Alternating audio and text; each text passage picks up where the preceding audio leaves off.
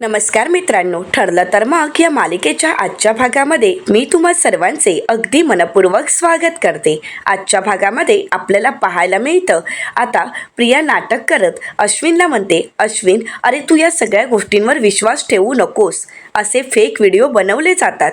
तर त्यावेळी गिरिजा चिडते आणि म्हणू लागते, ए प्रिया, हा व्हिडिओसुद्धा खरा आहे आणि तू जी काही कटकारस्थानं केली आहेस ना, ती सुद्धा 100% खरी आहेत. त्यामुळे आम्हाला खोटं ठरवण्याचा किंवा या व्हिडिओला खोटं ठरवण्याचा प्रयत्न करू नकोस. आणि हो, तू एवढ्यावर थांबली नाही आहेस, तू अजून एक असं काहीतरी केलं आहेस की ज्यामुळे समस्त स्त्री जातीला काळिंबा फासलायस. आता हे ऐकल्यानंतर अश्विन विचारतो की अजून प्रियाने काय केलं आहे. तर त्यावेळी नुपूर म्हणू लागते, प्रियाने अजून एक गुन्हा केलाय की ज्या गुन्ह्याची कबुली तिने स्वतः मीना वहिनींपाशी दिली. असं म्हणत आता सायली व्हिडिओ सर्वांनाच दाखवते. तर त्यामध्ये प्रिया असं म्हणालेली असते, आमची नणंद अगं ती अस्मिता अशीच असते या घरात आणि तिच्या डोहाळे जेवणा दिवशी मीच तेल सांडवलं. ती जिथून येणार तिथे तेल सांडवलं आणि चांगलाच तिचा पाय घसरला होता. पण सायली आली ना मध्ये तिला वाचवायला आणि तिचा जीव वाचला, नाहीतर चांगलीच आपटली असती. आता हे ऐकल्यानंतर घरातील सर्वांनाच धक्का बसतो. अस्मिता तर खूप चिडलेली असते. अस्मिता म्हणते, प्रिया अगं त्या दिवशी मला शंका आलीच होती आणि मला माहीत होतं, पण तू त्या दिवशी सारवासारव केलीस. पण शेवटी सत्य माझ्यासमोर आलंच. त्यावेळी तू मला खोटं सांगण्याचा प्रयत्न केलास, पण तेव्हाच मला माहीत होतं हे सगळं काही तूच केलंयस आणि आज ते पुराव्यानिशी सिद्धही झालंय. अगं तू माझ्या आणि माझ्या बाळाच्या जीवावरही उठलीस. अगं कशी असशील तू. तर त्यानंतर अश्विनला प्रिया सांगू लागते की नाही अश्विन, मी असं काहीच केलं नाही आहे. प्लीज माझ्यावर विश्वास ठेव ना. मी असं का करेन? अस्मिताच्या बाळाच्या जीवावर मी का उठेन? हा माझ्या हातून चूक झाली, परंतु अस्मिताच्या बाळाच्या बाबतीत मी असं चुकीचं काहीच केलं नाही आहे. प्लीज माझ्यावर विश्वास ठेव. अश्विन म्हणतो, तुझ्यावर आणि विश्वास? अगं तू काय काय करू शकतेस ना, हे मला कळालं आहे. अगं तू काहीच केलं नाही आहेस असा आव आणू नकोस, कारण तुझी सगळी कारस्थानं आता सगळ्यांसमोर आली आहेत. तू कितीही स्वतःला वाचवण्याचा प्रयत्न केलास ना, तरी सत्य सगळ्यांना कळालं आहे. तू कधीच बदलणार नाहीस ग. अगं 100 राक्षस मेले असतील आणि त्यानंतर तुझा जन्म झाला असेल.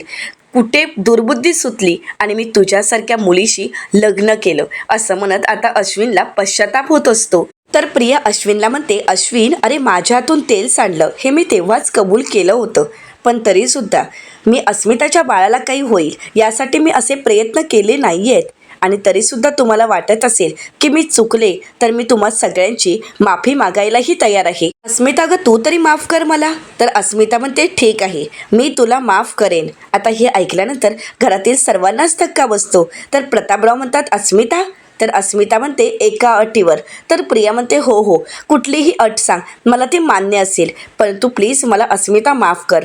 तर त्यावेळी अस्मिता विमलताईंना आवाज येत म्हणते, विमल जा 1 वाटी तेल घेऊन ये. आता घाबरलेली प्रिया अस्मिताला विचारते, अस्मिता अगं तेलाचं काय करणार आहेस? अस्मिता म्हणते, कळेल, सगळं काही कळेल. आता ज्यावेळी विमलताई तेल घेऊन येतात त्यावेळी अस्मिता ते सगळं तेल लादीवर ओतते. आता 1 वाटी तेल अस्मिताने लादीवर ओतलेलं असतं आणि प्रियाला म्हणते, चाल, तू मला तेल सांडून पाडण्याचा प्रयत्न केला होतास, त्यावेळी ना तू माझ्या बाळाचा विचार केला होतास, त्यामुळे आता या तेलावरून तुला चालायचं आहे.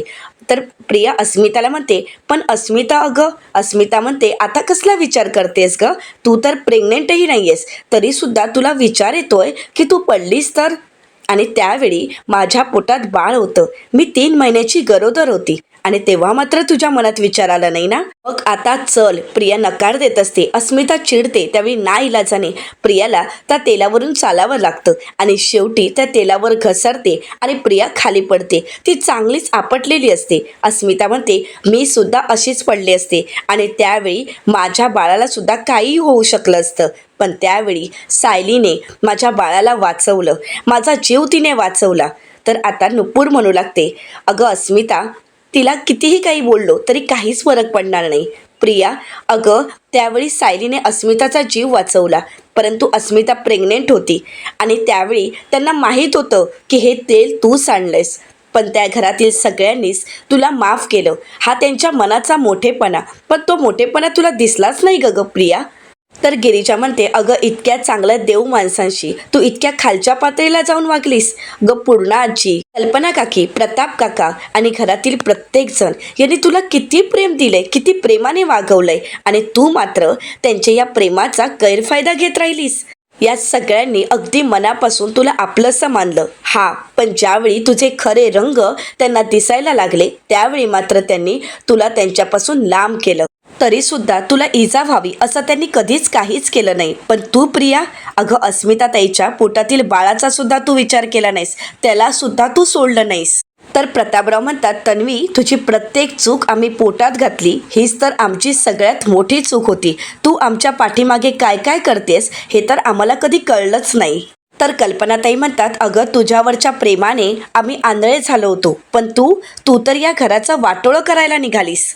तर अश्विन म्हणतो, पण मम्मा आता आपले डोळे उघडलेत, त्यामुळे तन्वी एक वेळ अशी येईल की ज्या दिवशी मम्मा किंवा डॅड तुला माफ करतीलही, पण मी मात्र मरेपर्यंत तुला माफ करणार नाही. तुझ्या या सगळ्या गुणांना माझ्याकडे कधीच माफी नाही. तर प्रिया नाटक करत म्हणते, अश्विन अरे प्लीज प्लीज असं काहीतरी बोलू नकोस. अश्विन अरे तुझं माझ्यावर प्रेम आहे ना, मग तू असं मला तुझ्यापासून दूर करू नकोस. अरे तुझ्या व्यतिरिक्त मला कोणी दुसरा आधारच नाही आहे रे. तर सायली म्हणते, प्रिया एक गोष्ट लक्षात ठेव, तुझे सगळे आधार होते, परंतु हे एक एक आधार तू स्वतःच्या कर्माने तुझ्यापासून दूर केले आहेस.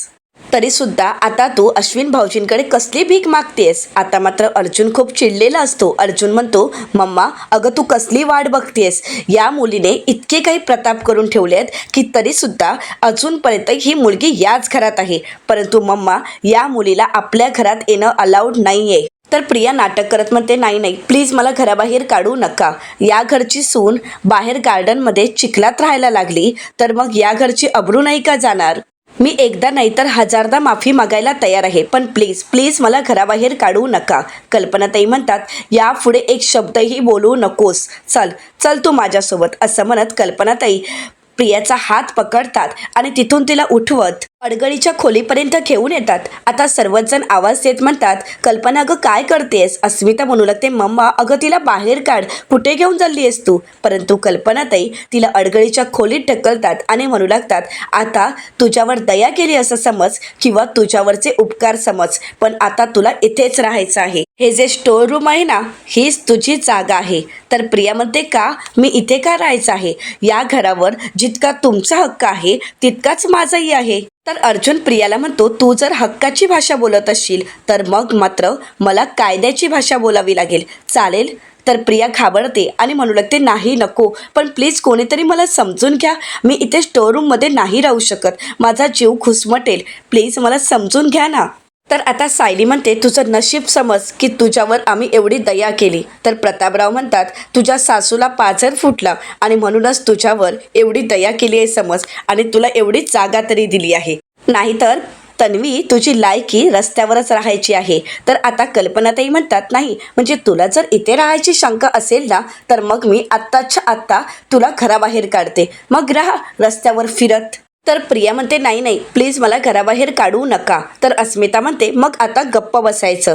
अगं मम्मा हे सगळं काही का करते मला माहीत नाही, पण जर माझ्या हातात असतं ना तर मी तुला घराबाहेरच नाही तर पनवेल बाहेर काढलं असतं. तर गिरीजा म्हणते, नाहीतर काय. आणि प्रिया तुझी जी काही अवस्था आहे ना ती स्वतःहून तू करून घेतली आहेस. अगं आत्तापर्यंत तुझ्यावर ज्यांनी प्रेम केलं त्या सगळ्यांच्या पाठीत तू खंजीर खुपसलास आणि ज्या माणसांकडून तुझा फायदा होऊ शकतो अशा माणसांशीच तू जवळीक साधली आहेस. तर नुपूर म्हणते, आणि काय आहे ना प्रिया, प्रत्येक गुन्हेगाराचा अंत हा होतच असतो आणि तुझाही अंत आता जवळ आला आहे.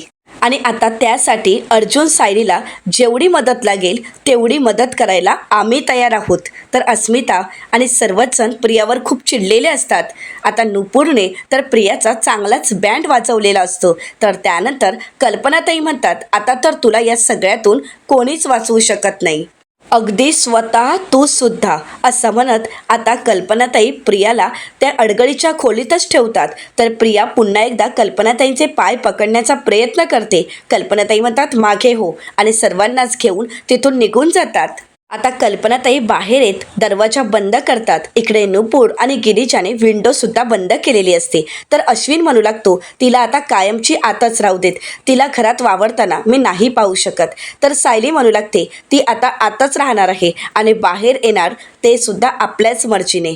तर त्यानंतर सायली आपल्या दोन्ही मैत्रिणींकडे येते आणि म्हणू लागते, गिरिजा, नुपूर, हे सगळं काही फक्त तुमच्यामुळे शक्य झालं आहे. तर अर्जुन म्हणतो की हो नुपूर, अगं तुला हे व्हिडिओ काढायचं सुचलं हे खरंच खूप बरं झालं, त्यामुळे आम्हाला सत्य तरी कळालं. बरेचदा आम्हाला माहीत असतं की कोण चुकीचं आहे, परंतु त्यावेळी आमच्या हातात पुरावा नसतो, पण आज तू पुराव्यानिशी सगळ्या गोष्टी सिद्ध केल्यास. नुपूर म्हणू लागते, तुम्ही आभार वगैरे मानू नका, परंतु यापुढे तुम्हाला कुठलीही मदत लागली तर मला नक्की कळवा, मी तुमच्या मदतीला हजर असेन. तर गिरिजा म्हणते, आणि अर्जुन दादा, प्रियासारख्या मुलीला सरळ करण्यात एक वेगळाच आनंद आहे आणि यापुढे तुम्हा दोघांना माझी सुद्धा साथ असेल. तर नुपूर म्हणते, बरं आता आम्हाला निघावं लागेल आणि हो, प्रियाच्या प्रत्येक पापाबद्दल तिला कुठली शिक्षा मिळते हे मात्र आम्हाला नक्की सांगा हा. सायली म्हणते, हो नक्की सांगते, पण माझी खात्री होती की माझ्या मैत्रिणी माझ्या मदतीला नक्कीच येतील. खरंच तुमचे अगदी मनापासून आभार. आणि हो सावकाशा, असं म्हणत सायली दोघांनाही मिठी मारते, त्यांचे आभार मानते आणि त्यानंतर गिरिजा आणि नुपूर दोघेही घरी जाण्यासाठी निघतात. आता प्रिया दरवाजा वाजवत म्हणते, सायली, अर्जुन, प्लीज दार उघडा, मी सुद्धा या कुटुंबाचा भाग आहे. तर सायली म्हणते, प्रिया, अगं आत्ता तर कुठे सुरुवात झाली आहे, आता पुढे बघ अजून काय काय होतं. आता घरातील सर्वच जण तिथून निघून जातात. प्रिया विचार करत म्हणू लागते, जोपर्यंत या अश्विनवर माझा ताबा होता तोपर्यंत या घरावर माझं राज्य होतं, परंतु अश्विन सुद्धा हातून निसटला आहे. प्रताप, कल्पना, अस्मिता हे सगळेच जण माझ्या हातातून निसटले आहेत. सायली, अर्जुन तर काय, माझ्या सगळ्या गुन्ह्यांचे एक एक करून पत्ते उघडतच आहेत. आता जर त्यांनी असं सिद्ध केलं की मी तन्वी नाही आहे, तर मग या घरातील सर्वच जण मला लाथ घालून घराबाहेर काढतील. पण नाही, मला हातात एकतरी असा पत्ता हवा की जो पत्ता मला या घरात राहायला भाग पाडेल. आता काही करून मला या घरात राहण्यासाठी काही ना काही शोधावंच लागेल. कोण आहे मला मदत करणारं? कोणीतरी असायला हवं की जे मला मदत करू शकतं. प्रिया विचार करते आणि म्हणते, अर्धा मेंदू, प्रतिमा, ती मला नक्कीच मदत करेल.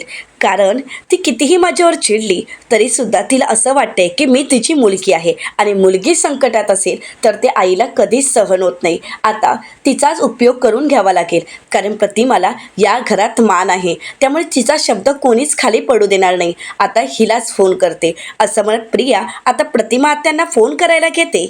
आता प्रतिमा आत्या पाहतात तर प्रियाचा फोन आलेला असतो. प्रतिमा आत्या म्हणतात, तन्वीचा फोन, असं म्हणत प्रतिमा आत्या फोन उचलतात आणि म्हणू लागतात, बोल तन्वी. तर प्रिया म्हणते, आई तू कशी आहेस? तर प्रतिमा आत्या म्हणतात, मी अगदी ठीक आहे, काय झालंय? तर प्रिया म्हणते, काही नाही गाई, काल रात्री तू माझ्या स्वप्नात आलीस आणि तू माझ्यापासून खूप दूर गेलीस. असं म्हणताच प्रतिमा आत्या म्हणतात, मी का तुझ्यापासून दूर जाईन? प्रिया म्हणते, माहीत नाही आई, पण मी खूप घाबरून गेले. आई, अगं मी अख्खं बालपण तुझ्याशिवाय काढलं आहे आणि आता तुझं दूर जाणं हे मी नाही का सहन करू शकत. आई प्लीज, मला सोडून कधीच कुठेच दूर जाऊ नकोस. आई, मला तुझी खरंच खूप आठवण येते गं. अगं तू जर मला सोडून गेलीस ना तर मी म्हणून जाईन. प्रतिमा त्या म्हणतात, अगं असं काहीतरी अभद्र बोलू नकोस तन्वी, काय झालंय नक्की? प्रिया म्हणते, काही नाही गाई, मला तुझी खरंच खूप आठवण येते. मी एक काम करते, मी उद्या किंवा परवा 2 दिवसांनी घरी येतेच. मला तुझ्याशी आणि बाबांशी खूप काही बोलायचं आहे, खूप गप्पा मारायच्या आहेत, तुमच्यासोबत खूप वेळ घालवायचा आहे. आई, मी उद्या येऊ का तिकडे? तर त्यावेळी प्रतिमा आत्या म्हणतात, तन्वी अगं उद्या तू नको येऊस. तर प्रिया म्हणते, काय झालं? बाबांना आवडेल ना मी तिथे आले तर? प्रतिमा आत्या म्हणतात, नाही, तुझ्या बाबांना तू इथे आलेली अजिबातच आवडणार नाही आहे आणि त्यामुळेच तू उद्या इथे येऊ नकोस, कारण उद्याच तुझे बाबा कोल्हापूरवरून परत येणार आहेत. पुढच्या आठवड्यात ते पुन्हा जातीलच कोल्हापूरला, त्यावेळी आपण ठरवू तू येणार की नाही ते. तर आता प्रिया नाटक करत म्हणते, ठीक आहे आई, काहीच हरकत नाही, मी तुझा शब्द नाही मोडणार आणि तुम्हा कोणाला त्रास होईल असं वागणारही नाही. मला तुम्हाला दुखवायचं नाही आहे, कारण आई, बाबा, तुम्ही दोघेही माझ्या नेहमी मनात असता, नेहमी मला तुमची सतत आठवण येत असते. मला असं वाटतं की बाबांशी खूप वेळ गप्पा माराव्या, मला बाबांशी खूप काही बोलायचं आहे. मला त्यांना आता माझ्या मनातील भावना सांगायच्या आहेत. मला त्यांना माझ्यापासून दूर कधीच करायचं नाही आहे. आता मी बाबांना समजावेन, त्यांचं पुन्हा एकदा मन जिंकेल आणि बघ, बाबा नक्कीच मला माफ करतील. प्रिया नाटक करत म्हणते, ठीक आहे मी फोन ठेवते, पण आई तू तुझ्या तब्येतीची काळजी घे हा. तर प्रतिमा आत्या म्हणतात हो. असं म्हणत प्रतिमा आत्या फोन ठेवतात. इथे मात्र प्रियाला खूप राग आलेला असतो. तर दुसरीकडे प्रतिमा आत्या सुमन काकूंना विचारतात, खरंच हे तन्वी अगदी मनापासून बोलत असेल का? तर सुमन काकू म्हणतात, वहिनी अहो तिच्या कुठल्या बोलण्याचा आपल्याला कधी अंदाज येतो का? तिच्या मनात नक्की काय चालू असतं हे आपल्याला कधी कळतं का? वहिनी ती जर खरंच बदलली असेल तर खरंच खूप चांगलं आहे, पण ती जर हे सगळं काही नाटक करत असेल तर आपल्याला कळेलच. पण ती जर खरंच बदलली असेल आणि एक पाऊल पुढे टाकत असेल तर मग तुम्ही सुद्धा नकारात्मक विचार नका करू. तुम्ही मात्र तुमच्या बाजूने नातं सुधारण्याचा प्रयत्न करा. तर प्रतिमा आत्या म्हणतात, मला तर या तन्वीचं काही कळतच नाही, पण मला हे सगळं काही सायली अर्जुनला कळवायला हवं. असं म्हणत प्रतिमा आत्या आता जे काही घडलंय ते सायली अर्जुनला सांगायचं ठरवतात. आता सुभेदारांच्या घरी अश्विन म्हणू लागतो, दादा आणि वहिनी अजून कसे नाही आलेत? तर प्रतापराव म्हणतात, ते येतीलच रे, पण तू ठीक आहेस ना? तर अश्विन म्हणतो, हो मी ठीक आहे, पण डॅड एक गोष्ट मात्र मला कळाली आहे की माझ्या आयुष्यात प्रेमच नाही आहे. या बाबतीत मात्र मी खरंच कम नशिबी आहे. हे ऐकून कल्पनाताई आणि अस्मिता यांना खूप वाईट वाटतं, त्यांना धक्का बसतो. तर प्रतापराव म्हणतात, अरे अश्विन असं का बोलतोयस तू? तर अस्मिता म्हणू लागते, अश्विन प्लीज असं काहीही बोलू नकोस. तुझ्या बायकोने जे काही केलंय त्याचा दोष तू स्वतःला देऊ नकोस. आपण मनापासून आणि भरभरून प्रेम केलं, परंतु आपल्या जोडीदाराला त्याची कदरच नाही. या सगळ्यामध्ये आपला दोष का असू शकतो सांग ना अश्विन? समोरचा प्रामाणिक नाही यात आपली कशी चूक असेल? तर त्याचवेळी सायली अर्जुन त्या ठिकाणी येतात. तर अर्जुन म्हणतो, काय झालं मम्मा, तू बोलवलंस आम्हाला? तर कल्पनाताई म्हणतात, हो अर्जुन अरे. तर त्याचवेळी प्रतिमा आत्यांचा फोन आलेला असतो. सायली म्हणते, प्रतिमा आत्या फोन करतायत. प्रतिमा आत्याने व्हिडिओ कॉल केलेला असतो. सायली म्हणते, बोला ना प्रतिमा आत्या. प्रतिमा आत्या सायलीला म्हणतात, सायली तू कामात आहेस का? सायली म्हणते, नाही काय झालंय? प्रतिमा आत्या म्हणतात, सायली तू उद्या घरी येऊ शकतेस का?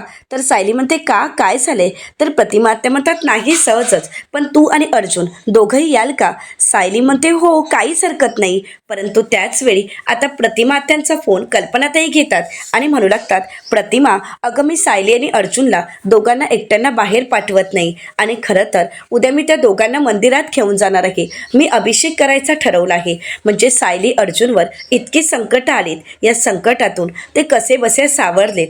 त्यांचा झालेला ॲक्सिडंट आणि त्यानंतर अर्जुनला झालेली ती जेल, या सगळ्यामुळे मला आता कोणतीच रिस्क घ्यायची नाहीये. अगं खरं तर मीच तुला फोन करणार होते की तू सुद्धा आमच्यासोबत ये, पण हो त्या अगोदर तू खरी ये, मग आपण एकत्रच जाऊ. तर प्रतिमा आत्या म्हणतात, हो मी नक्की येईन. असं म्हणत आता प्रतिमा आत्या फोन ठेवतात.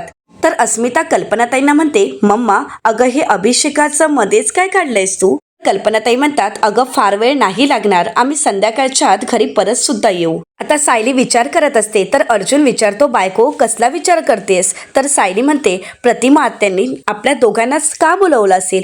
तर आता अर्जुन म्हणतो, नाही माहीत. सायली म्हणते, मला असं वाटते की नक्कीच काहीतरी घडलं असणार आणि नक्कीच काहीतरी महत्त्वाचं काम असणार.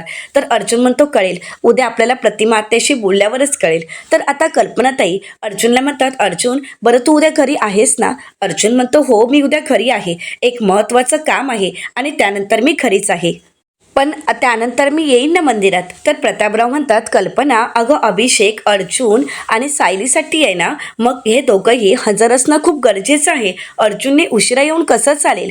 कल्पनाताई म्हणतात, अभिषेकला आपण दोघंच बसणार आहोत, यांच्या नावाने आपण अभिषेक करणार आहोत, परंतु हे दोघंही तिथे असायला हवेत. अर्जुन बरं तुझं काम झाल्यानंतर तू नक्की तिथे ये. तर अर्जुन म्हणतो, हो मम्मा मी येईनच. तर त्याचवेळी विमलताई येतात आणि म्हणू लागतात, वहिनी तुम्ही सांगितलेलं मी सगळं घेऊन आहे. तर आता अश्विन विचारतो, मम्मा हे सगळं काय आहे? म्हणजे स्टोव वगैरे कशासाठी आहे? तर कल्पनाताई म्हणतात, तन्वीसाठी. जोपर्यंत ती स्टोर रूममध्ये राहायला आहे तोपर्यंत तिचं सगळं काही तिनेच बघावं, तिला जे जेवण लागेल ते तिचं तिने बनवावं, या किचनमधून तिला काही मिळणार नाही.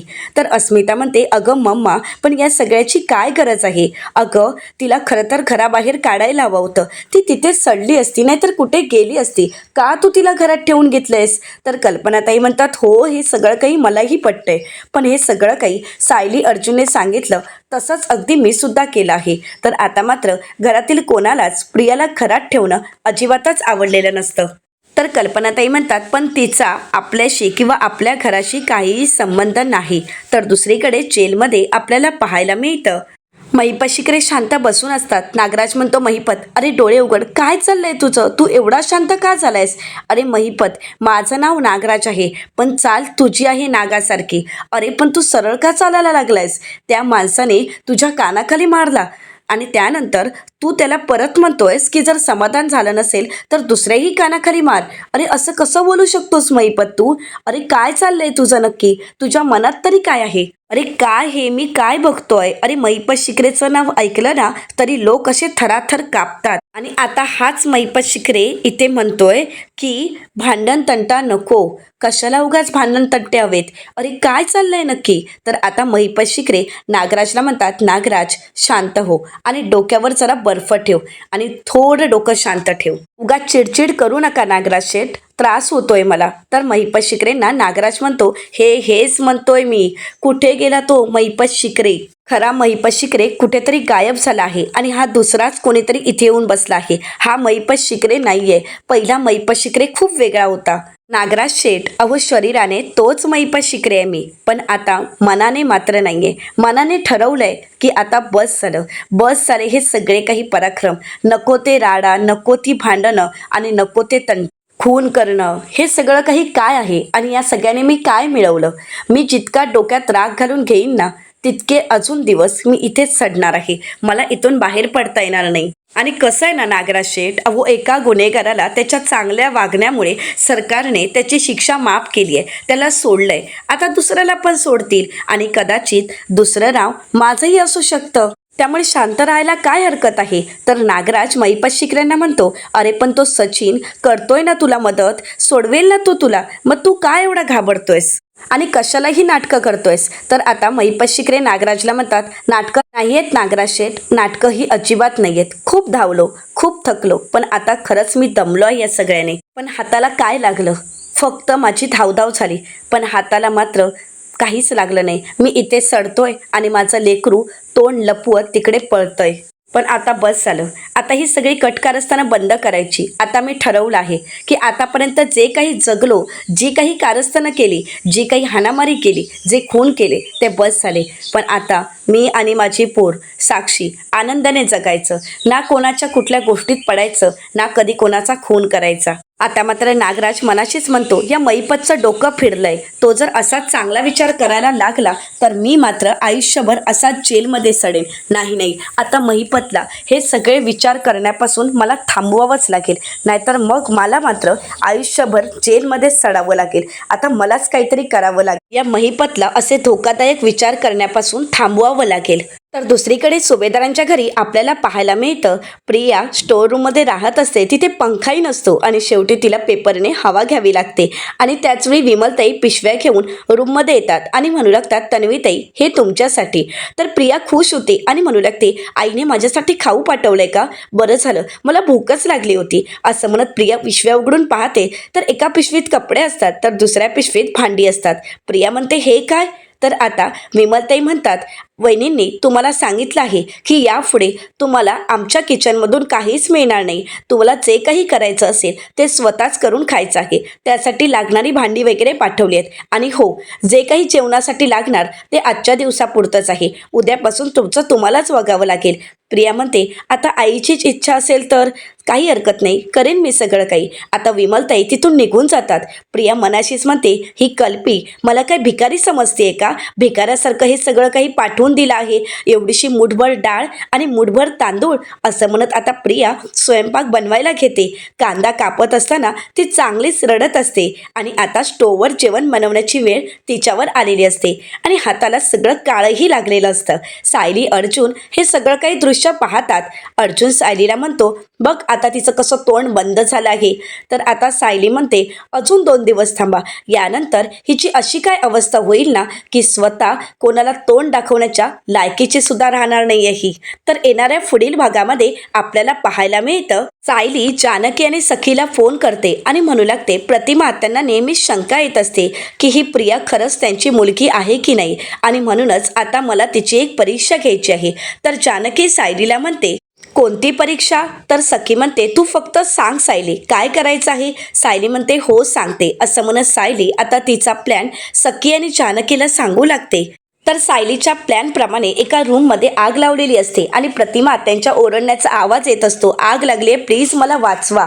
तर त्यावेळी आता जानकी प्रियाला म्हणते, अगं प्रिया, जा वाचव तुझ्या आईला, तुझी आई आगीत अडकली आहे. परंतु प्रिया मागे पाय टाकते आणि प्रतिमा त्यांना वाचवण्यासाठी ती पुढेही जात नाही. आणि हे पाहिल्यानंतर जानकीला खूप राग आलेला असतो. आता प्रियाचा खरा चेहरा प्रतिमा त्यांच्या समोर येईल का, हे पाहणं अतिशय रंजक ठरणार आहे. मित्रांनो, अशाच मालिकांचे नवनवीन अपडेट पाहण्यासाठी चॅनलला नक्कीच सबस्क्राईब करा.